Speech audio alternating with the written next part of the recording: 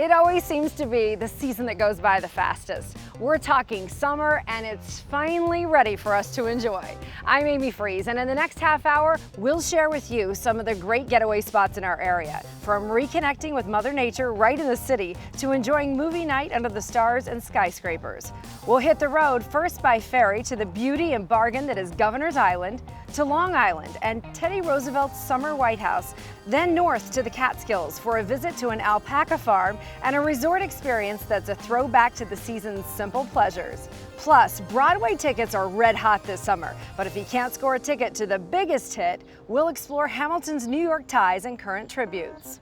So sit back and let us take you to Destination Summer.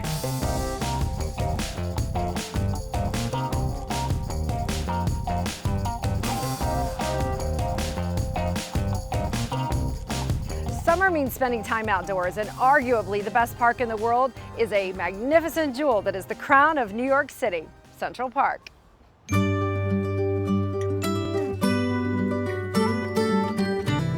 Central Park is clearly one of the most important assets and cultural institutions New York has. We got 43 million visitors coming to Central Park every year, and it's one of the greatest economic engines that the city has.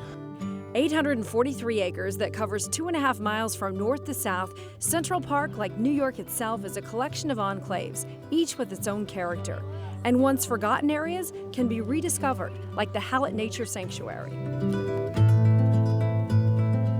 We're about 200 feet off of Central Park South in a 4-acre area that's basically been closed to the public since the 1930s to create a kind of wildlife refuge for birds. Thinking that this area would revert to a kind of natural forest, it really didn't. It was taken over by invasive species of plants. We had to spend years just getting rid of the invasive plant material. With the addition of new pathways, plantings, and a scenic retreat overlooking the pond, this wooded slice of serenity is now open to the public a few hours, several days of the week. It's a real special treat because this is not something that most people get to do. So it's a part of Central Park that really has disappeared for almost 100 years, and we're opening up now and encouraging people to come in. And it's really like an outdoor classroom for ecology. This is, again, one of those great secrets of Central Park. Not only is the Hallett a secret, but within Hallett we have this beautiful 30-foot waterfall. And this didn't exist 15 years ago. We brought in an irrigation system, and you can look down here, though it looks completely natural. This is just fed by New York City drinking water, and we can turn it on and we can turn it off. Another highlight in the park this summer is the 100th anniversary of the Shakespeare Garden. You know, this year we're honoring the 400th anniversary of the death of Shakespeare. And so if you go to the garden right now, you are going to be blown away by the beauty in the garden. Of course, the annual right of the Public Theater's free Shakespeare in the Park is always a major draw.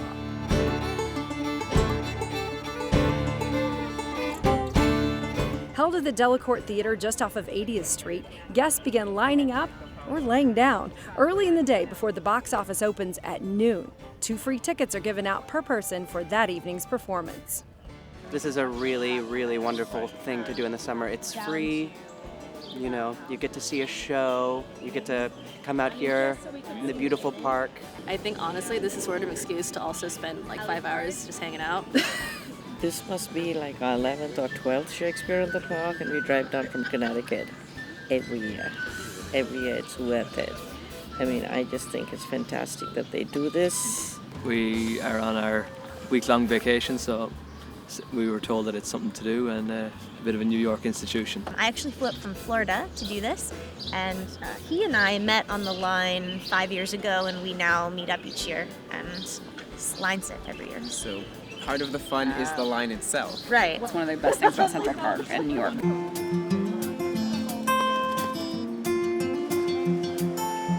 If an outdoor movie is more to your liking, there's plenty to choose from. For 10 consecutive Mondays starting June 20th with Ferris Bueller's Day Off. Bryant Park is the setting for vintage films. It's another freebie, but when the lawn opens at 5 p.m., so do the floodgates. They rush out onto the lawn with their blankets, they grab a spot on the lawn, their friends join them, and then they sit around, picnic, talk, chat, socialize with people and friends until the movie begins at about 8:30 to 9 o'clock, depending on when sundown is. I think once the good weather hits, people want to be outdoors, they want to be with their friends, and to spend an evening with 8,000 of your closest friends in New York City watching a movie, there's nothing like it. I love Bryant Park because you get to just come for the day and just kind of lie and enjoy the sun, hang out with friends, and then you get to see a free movie. It's like win-win, win-win, win-win situation. I love the fact that we do this every single year, and me and my friends come really early to participate in the event. And it's just like a big party. While other towns show outdoor movies in parks or even on rooftops, here in New York, there's always something a little different, like laying down a blanket on the deck of a decommissioned aircraft carrier. We are here at the Intrepid Museum for the Intrepid Summer Movie Series. All of these people have come out to watch a free movie, kind of relax and enjoy the scenery, the skyline, the planes. There are 6 movies over the summer. Check our ABC7NY website for the dates, and seating is on a first-come, first-served basis. People have brought snacks, non-alcoholic beverages, blankets, chairs, whatever they want to do to make themselves comfortable. For a different vibe and perspective, Rooftop Cinema Club at the Yotel Hotel offers films for a few nights a week. It costs $30, but it's a more private experience. We have a full bar. We have food and beverage offering all night long. Well, it's state-of-the-art equipment, and it's wireless headsets. So everyone has their personal headset, which means that no one is disturbed by anyone else talking next to them, or the activity that still goes on the terrace at the same time. It's just different. It's like a fun experience. It's very New York to be on a rooftop in the middle of like these buildings seeing a movie. It's fun. Up next, we hit the road, not by rowboat, but by ferry, for a New York City bargain getaway. Destination Summer is sponsored by the all-new Chrysler Pacifica, the new benchmark of minivans, and Villa Roma Resort, where it's family time all the time.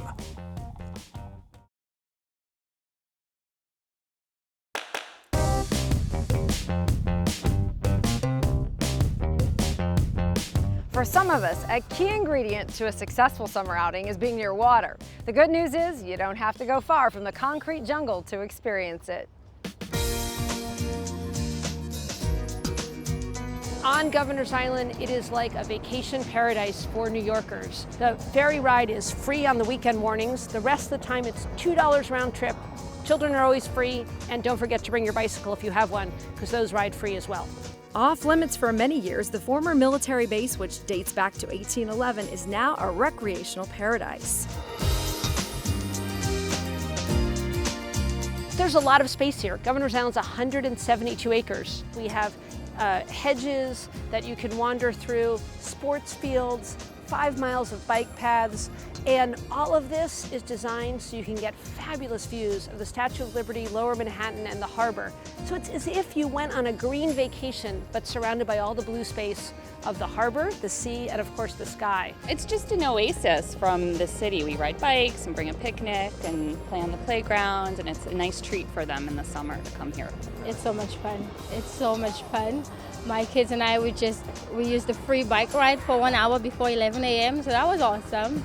And now they get to do a little golf, and then we're gonna have lunch in the food court. It's a lot of fun. We are in the middle of the new park on Governor's Island, 30-acre contemporary park filled with places for children to play, bike paths, beautiful flowers, and spectacular sports fields. One of the most popular things to do on Governor's Island is actually nothing, to take a nap in a hammock.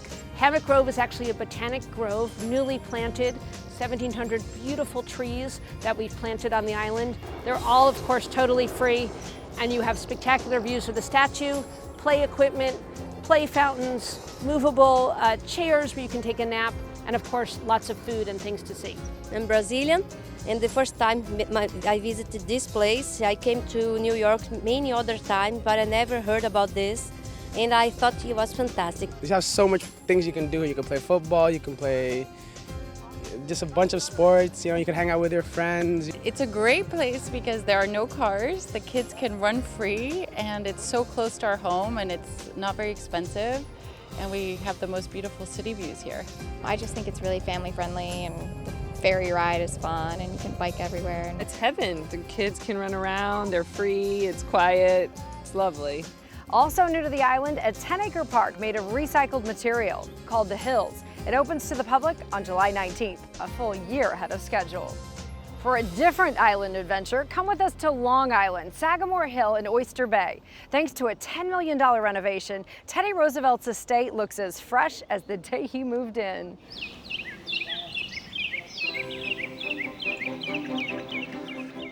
Sagamore Hill was the home of Theodore Roosevelt, our 26th president.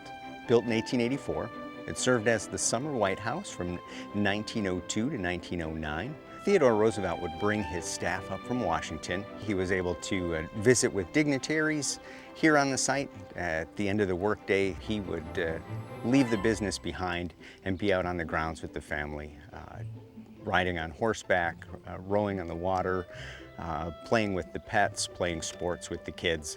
The natural environment here drew him out. It was one of the big factors in developing his conservation legacy. It's a legacy vividly brought to life, with original furnishings appearing exactly how Teddy and his family saw them, right down to the same types of flowers Mrs. Roosevelt cut from her garden. When visitors first enter the house, I think they're taken back by all of the incredible items that are on display. From a polar bear rug in the drawing room to the family's stuffed badger in the library. Teddy's library was his refuge and really shows the personal side of this larger-than-life figure. From a prized portrait of his father to sentimental gifts and an enormous book collection. Plus, a telephone. He was the first president to have one in his home. The North Room, added in 1905, reflects Roosevelt's presidential years, displaying gifts from foreign leaders, as well as hunting trophies, fine art, and of course his famous Rough Rider hat and sword. Tours of Theodore Roosevelt's house are very popular. We do suggest that you arrive early. Tours tend to sell out as early as 10:30 on some beautiful summer days, but most days expect tours to sell out before noon. The house is open from 9:30 until 4 p.m. in the summer, and while there, take some time to explore the property's gorgeous 83 acres. The grounds themselves offered the opportunity to hike through the woodlands down to the waterfront. There's the opportunity for picnicking. A lunch is a great idea, or a snack. There's no food available on the site. And I think ultimately it's the story, the breadth of President Roosevelt's experiences that really attract people to this site. Theodore Roosevelt loved Sagamore Hill. Guided tours are on the weekends, and a series of special programs will run throughout the summer. Still ahead, it's a drive north to the Catskills for a cruise ship experience without setting sail. Hello!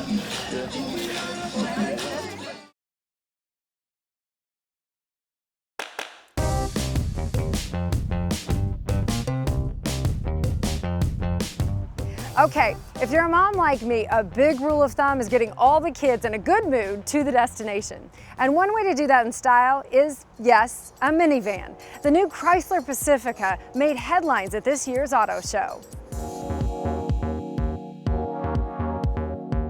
Chrysler created the minivan over 30 years ago, and it's come a long way. The all-new 2017 Pacifica has won numerous family car awards thanks to some great features, from an optional built-in vacuum to a high-tech entertainment system to keep the kids happy. It's called Uconnect Theater. Two large touchscreens not only show movies, but also have built-in apps like tic-tac-toe, checkers, and the license plate game. And when they start asking, are we there yet? There's an app for that too. Linked to the GPS system, it shows your fidgety passengers just how far away your destination is. If a car seat is part of your paraphernalia, here's a big improvement. With the push of a button, the front seat actually slides forward. That allows you, without taking the car seat out, to lift up the second row and let the kids into the third row.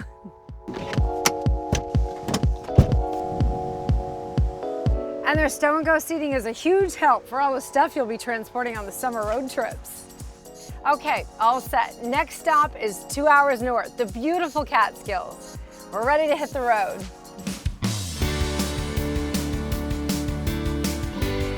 First stop, Bethelwood Center for the Arts, where music lovers can check out the Performing Arts Complex and museum on the site of the famous 1969 Woodstock Music Festival.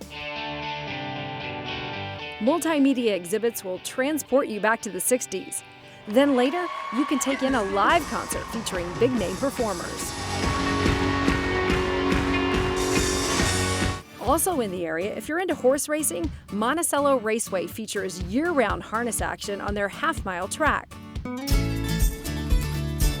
We just love exploring the Catskills, and this county especially is beautiful. I love it up here. I just love the stars at night. I love how peaceful it is. I love the birds. It's gorgeous. Yes, they may love the Catskills, but they're devoted to Villa Roma, a sprawling resort on 800 acres with rolling vistas, spectacular views, and nonstop activities.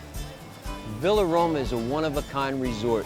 It's all about family. 4 generations of fun right here. It's your everything resort. 130 hotel rooms, 260 timeshare units, all under one roof. Everything is included. And we cater to every single age. Came from Queens, New York. My family's been coming here 35 years now. We're from just north of Sioux Falls, South Dakota. And this is our first time here. We found it really enjoyable, lots of things to do. I'm from Long Island, New York, and I've been coming here for my entire life, 17 years. And it's just a great place to get together with your family and just have fun, relax. Today is my 60th birthday, so we came back here because we want to bring our grandson with us. We come here for 37 years. We come in the summer, in the fall, and in the spring. And we grew up a family here. Described as a cruise ship caliber experience, but on land, there's always plenty of options. You could wake up in the morning and maybe take a 3.5-mile walk or just a leisurely stroll. Horseback riding, we have line dancing.